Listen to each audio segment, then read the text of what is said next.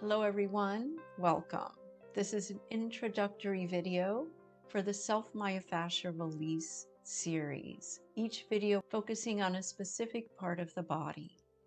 Myofascial release is so important so we can stay active and healthy as we age. So myofascia refers to the muscles and the fascia or connective tissue in the body. And if we have an injury, scar tissue can build up, or lack of movement, we can get adhesions in our fascia. And then it gets sticky, tight, and we notice our range of motion is diminished. If we sit for long periods of time, our fascia can get tight and sticky as well. It's so important to move our bodies, drink enough water, and keep our fascia healthy. Not only is it just so that we can move more easily, but there's been some recent research on the many benefits of really taking care of your fascia, doing self-myofascial release, and I will post some of those research studies in the description below. You'll want to have some tools to do this practice.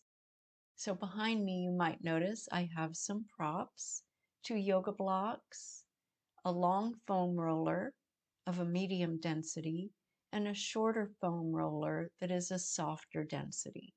You'll also need a couple blankets. You can also use beach towels or a large bath towel, and you'll want to have a therapy ball.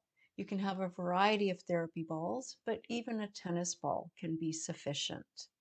If you happen to have a lacrosse ball, that is also really great for certain areas of the body that will be working. You can also use any other type of therapy ball you might have on hand. Just make sure it's something that you feel comfortable with and that you will use, hopefully, on a daily basis.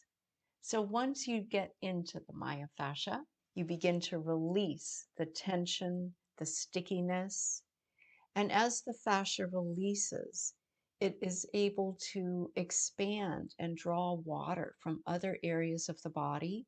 So it's really important to drink water. Always listen to your body, listen to your breath, and find variations as you need to.